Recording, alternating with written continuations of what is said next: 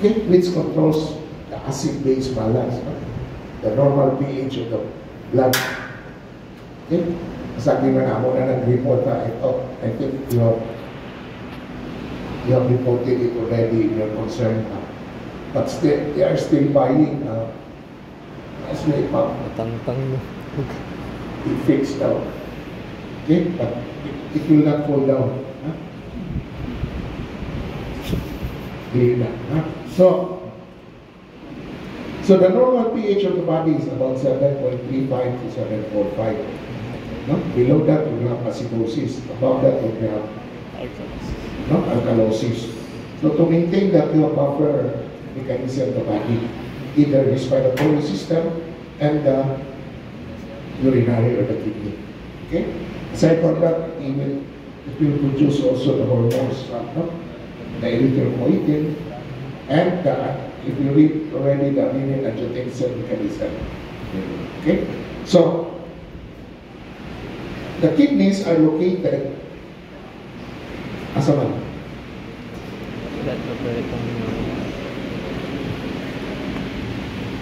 Mana mag-SGP? Okay. Retro. Okay. So, as I captured before, the peritoneum encloses the whole abdominal cavity. So what lies behind? Retroperitoneum. Some are partial also because anterior to that, you have the peritoneum. No? Ascending colon, descending colon. Okay? So, retroperitoneal. So it is in the posterior abdominal wall. Okay? So what are the muscles? That's why your relationship of the kidneys, either right or left, are different because of the organs that are located anterior to the kidney, posterior to the kidney, superior, inferior. Okay, that's why in the right, you have the right lobe of the liver. Okay, anterior. Then anteriorly, you have also the duodenum because the kidneys, it's a picture, anterior to the kidney, you have the cilium of the duodenum. Okay? As well as partly the head of the pancreas. You see the complete anatomical. Then you have also the hepatic flexion. What is hepatic flexion? Anterior. Hepatic flexion. Large intestine. Oh, large intestine. Yeah. So the ascending colon, as it goes transversely, that flexure there is called the hepatic. Sa right, it is called hepatic flexure. On the left, it is called splenic flexure because that flexure is near the spleen. Okay? That's why I have hepatic flexure. Okay? Yeah, at posteriorly, you have the muscles found at the back. The diaphragm, of course, the diaphragm muscle, central tendon, but the muscles coming from the posterior part, fleets. And there are muscles coming from the abdomen.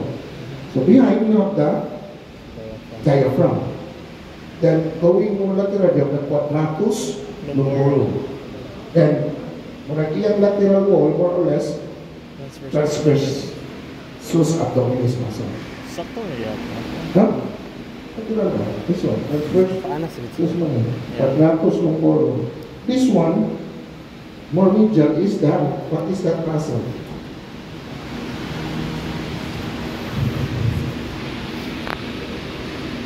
Psoas. Either major and I minor major. Sometimes one minor. So that is psoas. So review na. Okay. We do not take that one up. Okay. But that was taken up during the lower extremity because that muscle will join with iliacus, become iliopsoas, and inserted to the lesser trochanter. Kasama ng lesser trochanter of the femur. No? Stand? So, naana siya rest. At the level of, at what level of vertebral column? Right or left? Okay, we're talking about the right. Lower man, so L1 to L4. Okay, mas lower as a upper border of the 12, lower. May naman differential. Because they said, correct, right lobe is lower, or the right kidney is lower than the left. Because it is pushed down by the right lobe of the liver. But more or less naman may differential. That's why next, okay? Mas lower dyan sa mga picture. Because of the blood, Okay. So it is between the level of T2 na lang and T3. T2, T3. Okay? So, you have surfaces, no? Or the borders na. So, ako na yung please listen. Ang kidney? So, if you look at the kidney, you have the superior pole, Kasi ginagawa siya. no?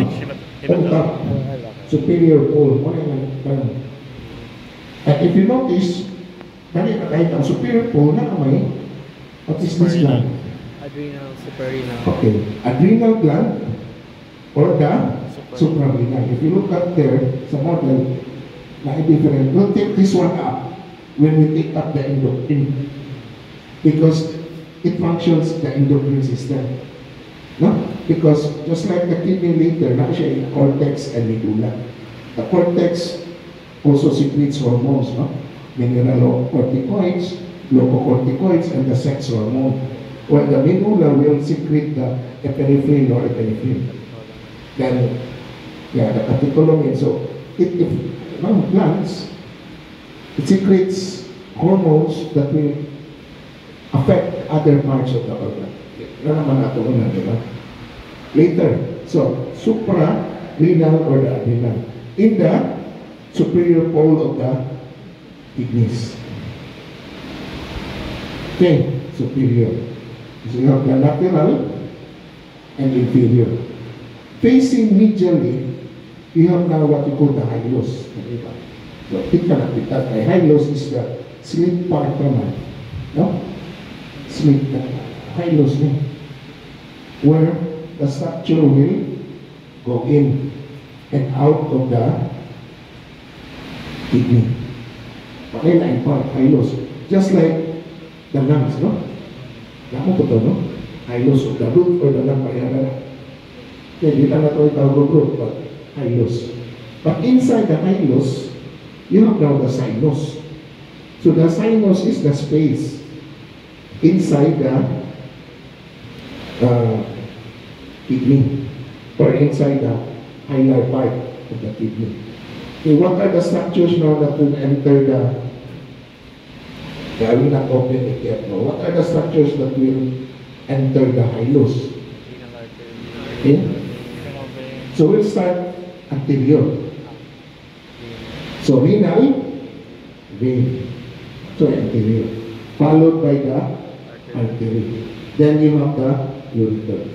And some books will mention the posterior branch of the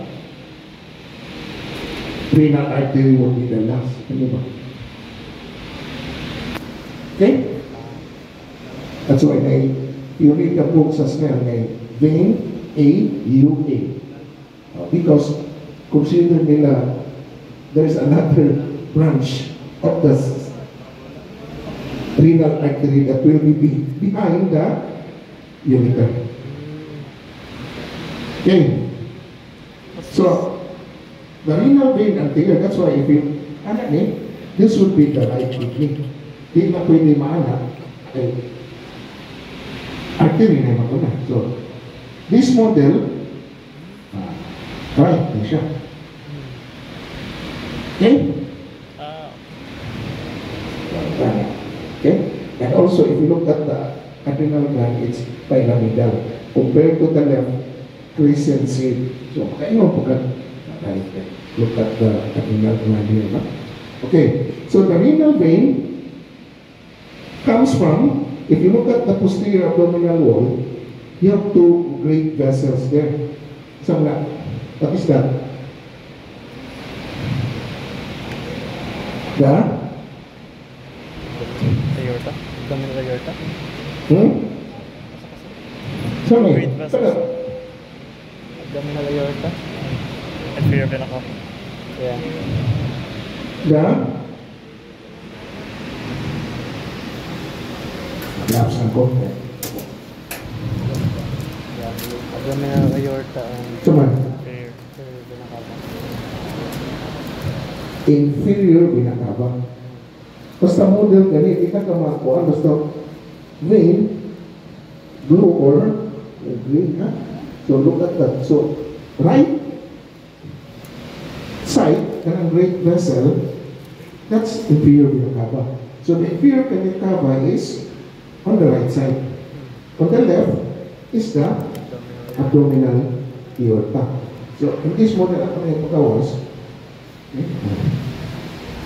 This is now the inferior vena cava. Up now.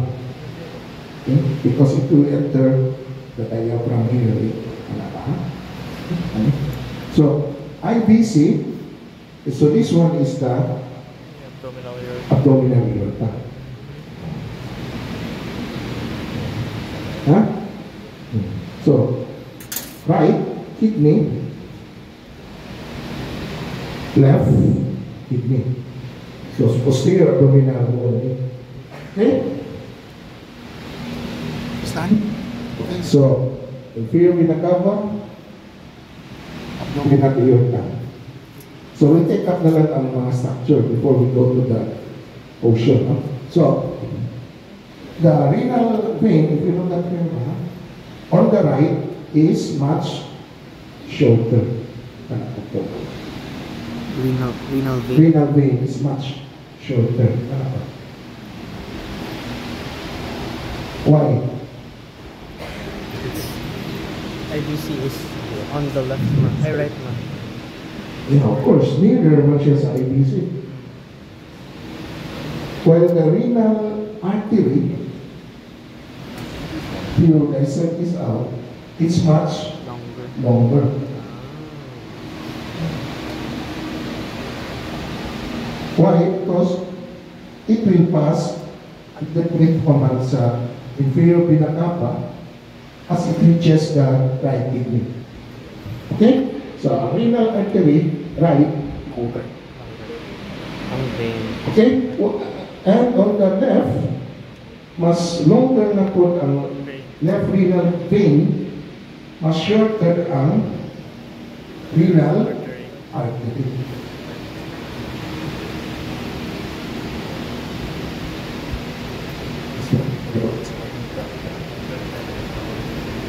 Okay? Much shorter. Okay? Okay, it's already cut. So, okay.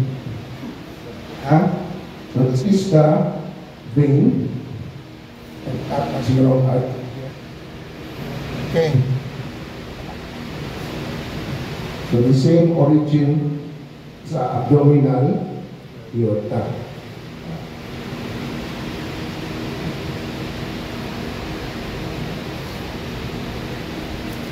Understand? Then what are other structure? Of course, the ureter.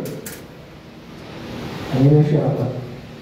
Hindi na siya kumubuha ko. Of course, nakat naman gagawin rin. On the right, this one. Ureter. Okay?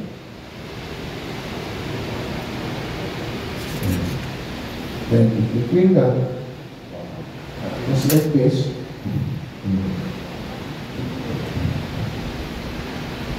This is the ureter. This is the adrenal gland. So, this is the vein here. So, anterior. This is the right. No? Anterior is the vein. Artery. Thicken. And the ureter. So, right kidney siya, no? Yeah. And A. Yes. Ureter. This one is the left. The anterior ng vein, artery, and the ureter. Hilus. Right now, this one, crescent shape. Left knee. Okay? Later on. Okay. Saan? Vein, artery, ureter, renal gland. Di pa na ang gawas. Di pa maka-endocrine. Ha? Ang kadhan na po na daw, papil ang renal na daw. Ay nasa. Ha? Okay. So, if you look at here, dali na tayo model, no? If when you open it up, So this is posterior view na siya, no? Yeah. okay. Just like this one, we also iwak. Oh. Tanganin mo ka naman. Mula kayo sa sandwich na. Peanut butter. Sausage ba? Diba Starbucks pa? Diba? May utubo mo ito. Mas pa ako penyo. Pagkada mga egg sandwich nila. Ano kayo na? May cheese. Diba na? So inside, now we have the cortex embryonium. Before we go to that, there's a covering DNA, what we call protection of the kidney. Okay? The one that is adherent to the kidney, so books can caution, no? Protection. So the one that is adherent to the kidney is the capsule. So, if you try to pick off mga grapes, if it off, that's the capsule. No? So, free na siya. So, capsule. Then, going outside, adherent to the capsule, you have the, what kind of fat na ito? Perineal fascia. Perineal fat.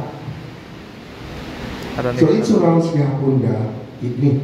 Anteriorly, posteriorly, some folks will mention, posteriorly, masticated and perirenal than the anterior.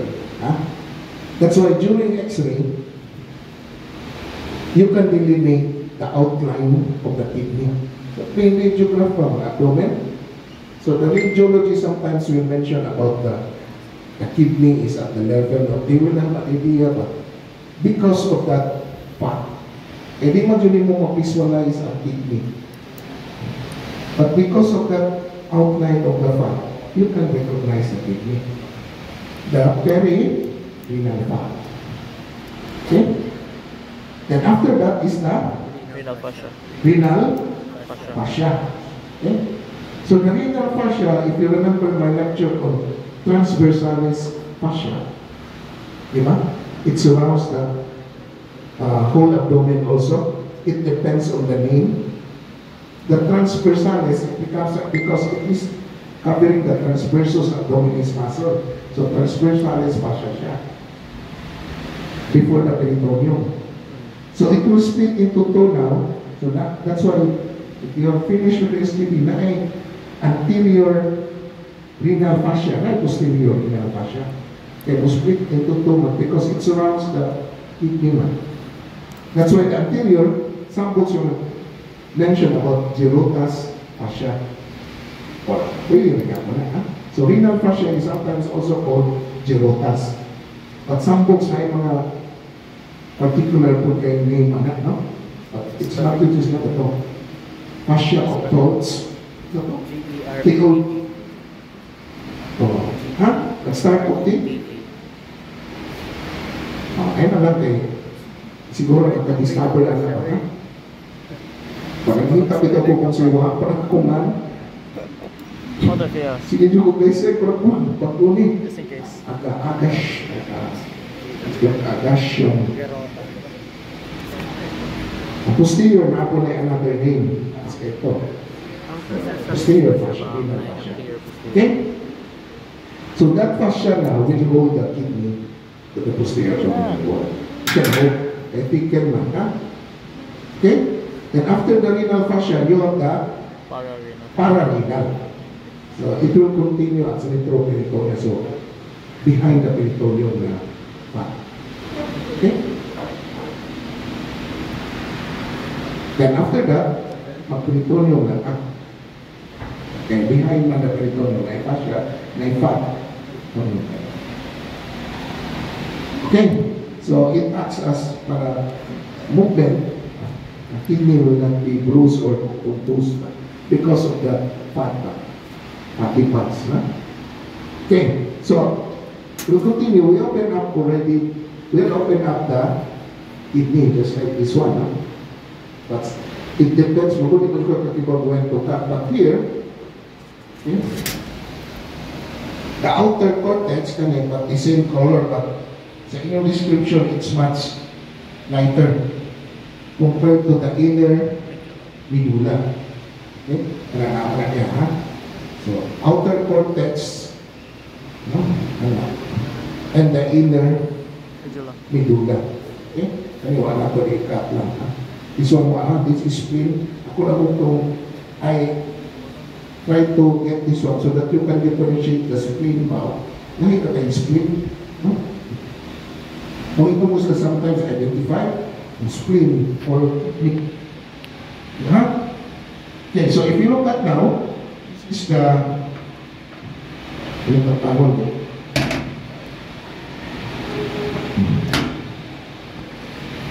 outer cortex, inner medulla. But if you look at the cortex, it will extend in between the pyramids, which is in the medulla. This is not the renal columns. Huh? If you look at it, the same color, okay? Extends, renal columns.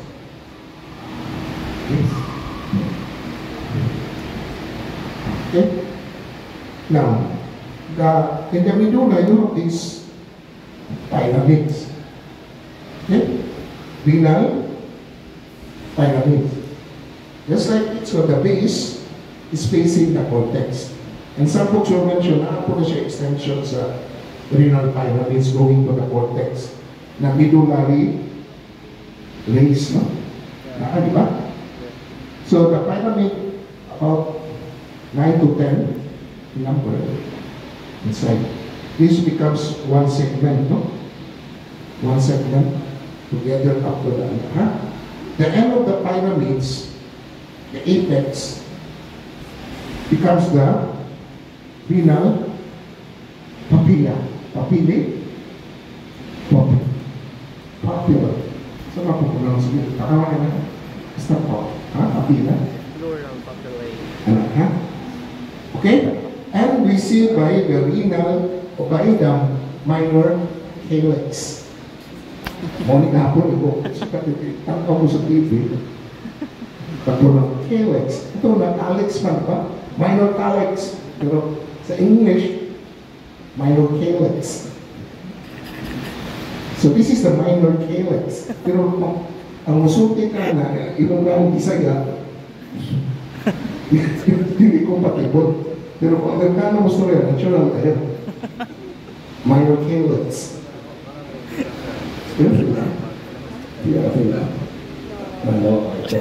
Yeah, pasulti ko magkapita.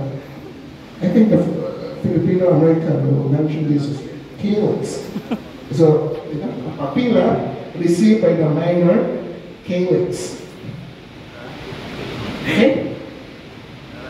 Then the minor calyx will be, one or two, will be received by the major calyx.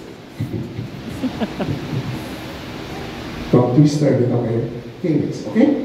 Then the major calyx will go to the, is the structure now? Renal pelvis. So here, sa structure, this is the renal pelvis. In that, so this one, from here to here, this is the major calyx. Then more distal, the minor calyx. Okay? So this one, it will continue as the ureter. From the pelvis, ureter. Then distal to the pelvis expect it's a major calyx. Huh? Okay? So, that's why. So, urine that is produced in the renal pyramids because of this nephron, ultrafiltrate of the plasma, collecting ducts, it will go to the papillae, then goes to the pinocalyx. Okay? So I think we discussed that one already. Because the blood supply now, if you trace it, renal artery, then segmental, then enter lobar, it becomes artery, then interlobular, then it now goes to the afferent artery. Then it goes to the glomerular puff, which is surrounded by the Bowman's capsule. Then it goes out to the efferent vessel, artery, then it goes down, proximal convoluted tubule, lobe of Henle, which goes down to the ascending lobe of Henle. Then you have the distal convoluted tubule, where you can see the macula densa. Then bends out, goes now to the collecting duct. So it's the big, that's one nephron, using now the ultrafiltrate. Plasma. Okay? Ano plasma? If you centrifuge the blood, muna siya yung yellowish, yan ay puffy coat, then below is the erythrocytes or the RBC. So separate. So what is in the plasma? Ito mga protein, metabolic products, diba? Okay? So ultrafiltrate pag yun of the plasma.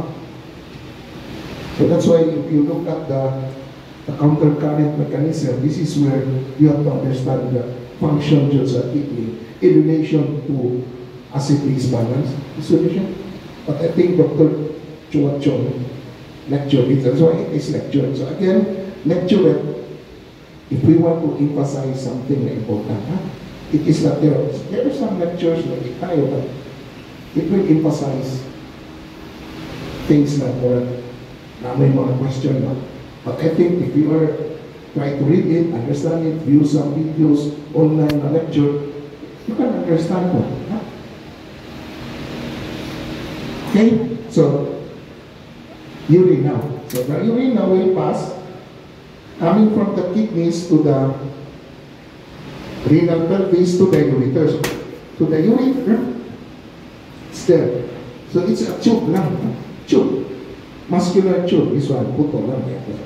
But if you look at there, so it's in the posterior abdominal wall still, no? Then, behind that, peritoneum. So what are the constrictions once of the ureter? You know? So meaning it is not, if you put a dye, you can visualize like the line king. Okay? That's why constriction. So asa man first constriction?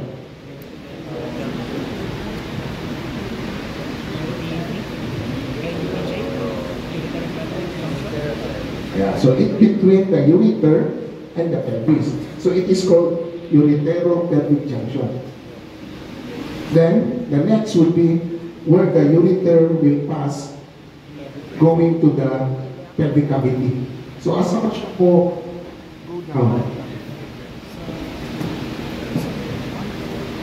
asa mo siya go down in the pelvic cavity na. You look at there, model. Posteriorly. Yeah, it's in the pelvic brim. Sa pa. Near or above the bifurcation of the common iliac, external and internal.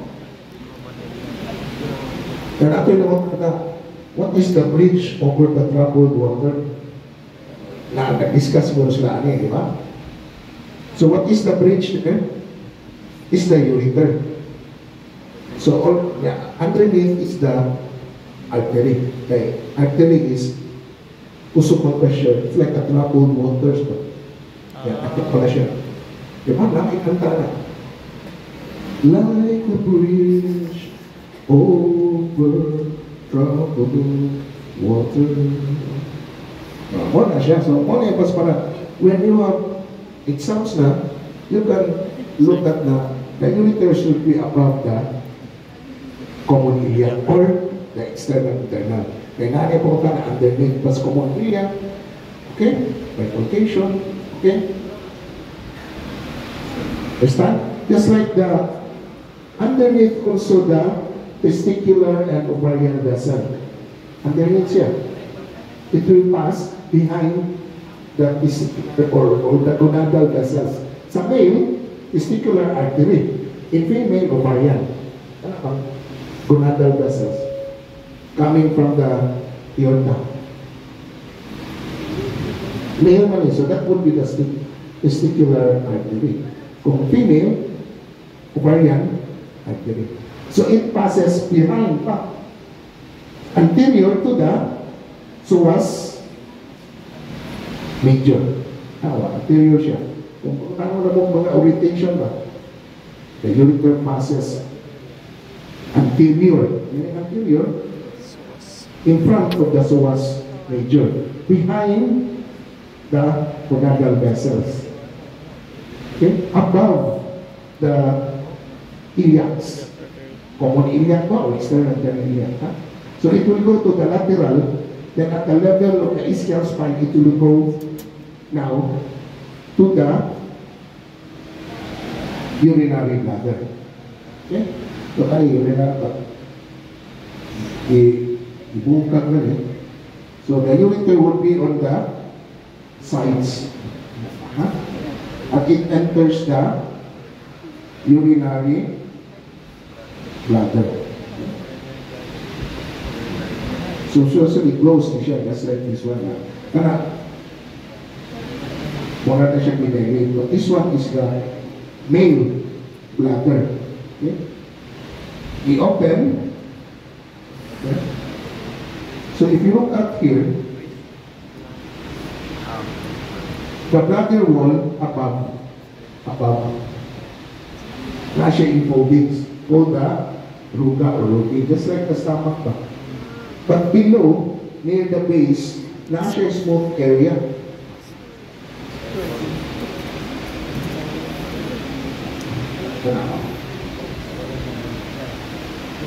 Yeah, there is a sides, is the opening of the ureter. So, ang iyang borders, sa iyang bilis up, is the opening of the ureter. Ang iyang apex, here, dili na that would be the pin naman. Okay, if the practical will pin this, try go. But the opening is above because prostate gland money, one of the accessory organ of reproduction. So that area is called the trigon. The border above, near the base, is called, isa to? Posterior, superior, lateral. In between the two ureter, na siya mura in foldings or fold. Okay. Enter ureteric fold. Or napo na siya ginawa ng torus uretericus in Latin. Okay? So, if you look at here, the bladder, in male, this is the posterior view, lateral view. So this is the bladder in male and male. So the ureter, lateral, obliquely. That's why if you have a full bladder, because if you look at the bladder, ang superior would be above. If you have an empty bladder, you cannot see the bladder because it is inside the pelvis. If you look at here, this is the what bone? Pubis. This is the symphysis pubis. But if you full na yung bladder, it will go up here. That's why you can palpate the bladder because it will now go more or less below the umbilicus. Okay? So, when it contracts now, because voiding ba? Sa term na, micture? maturation. Take up kanina. Oh. It will also close the opening of the ureter so that you will have that retrograde back. Okay? So, you go. So, urinate, then you have here the urethra. Part na siya kay mechanism sa maturation ng urethra. So, in male, you have the prostatic. This is now the prostate gland. If you look at the neck of the bladder, it is surrounded by the prostate gland. No? No? Okay? That's why if you have patients with BPH, saan nga BPH? Huh? Benign prostatic hypertrophy. Okay? Iguan na agent, difficulty na po na anak ko karon, anak na magapigil. So, that's why if you do digital rectal, so of course, mag-labs ka. No? Aseptic technique pa, kung tanong mo KY, wala kayo mag-yan mo. If dako ang prostate, you can palpate it at your limit. Nakanak niya tayo. Kasi mo yung kapal rin, mabuho na rin. Hahit pa no? Hahit? Ano yun? That's why if you, tanawan ang tiyan, so, dako ang prostate, I can palpate the prostate. That's why, dito, yung catheter eh, active, essential, no? Ha? Ang nail sa'yo naka-catheterize. When you go to feeling, isod kayo. Nabi ka sweet mo. Ha? Masyad ka ni Ulitus Vagina. If you look at here, this is now the female urinary. This is the uterus. So if you look at it, ang urinary bladder, ang uterus would be on top. It depends on the fundus of the uterus. May uterus anak. So, pero it's behind. Okay? That's why na uterovesical pouch. Behind the uterus, rectovesical, recto-uterine recess. Recess was space. May mga spaces. Okay? So, look at the urethra of female. Not short, compared long man. Then if you look at the urethra in male, napay prostatic urethra, membranous urethra, spongy urethra. From here, male urethra, prostatic, membranous, spongy. Then, external urethral meatus. In male, ang female, mubuga. Napat ka sa vulva, mag-isod ka catheter, you have to say the punctum here. Sometimes you put the catheter in here. Sometimes, mag-isipya ko ito na vagina, yun ang masuot na. But you know naman, nahulog na, pero what yung urine mo pass? Ang patient na missing na. Okay na daw. Gusto ko na. Muna, mag-mask ka. Sila ito na, mag-mask ka mag-catheter. Dahil kita lang mag-isip ka. Alright, ano daw? Semang daw. Aseptic. Ha? So, urethra. Okay? Ingat tabulis ka sa so kaning prostate gland na behind the male, this is the behind male bladder, napay accessory organ of reproduction that will be located behind. The end part of the vas deferens, called the ambula, and the seminal vesicle. They have common called the ejaculatory duct. Okay? So, lain na po na process later with auto-reproductive. Ejaculation. Ano yan? Advance pa kayo kasi masama sa block 5, important mo block 6, which is reproductive, endocrine, and aging. So, for now, they are sa utot sa urine. And it will pass the urethra. So, ang urethra either for the semen and for the urine. Okay? So, in the bladder, you have pistos or muscle.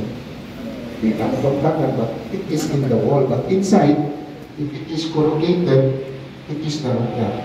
Again, this triangle.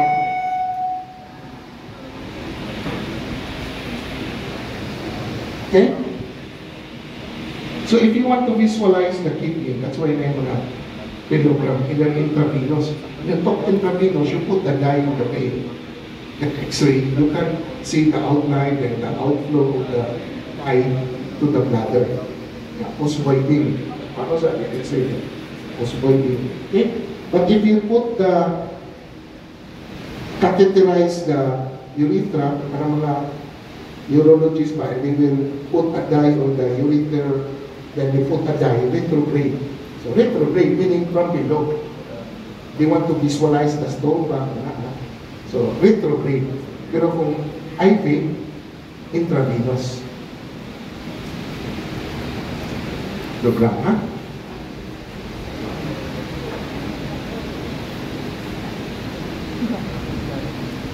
Sige, isa pa. Urethra. So ang stone, either it will pass it's painful. The term is urethral colic. Painful din because di ba kung sa urethra you have a lot of sensory nerve, then it will pass ang stone. Sakit kayo, ha? Then either white blood or high microscopic hematuria. Yo, what the?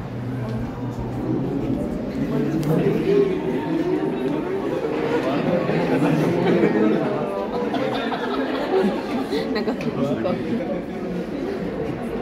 Kung gabi pa ni Tiyawan. Ako yung unang budakan. Ito, Pag-late wala na. ha? It's gonna wake up. Big stories.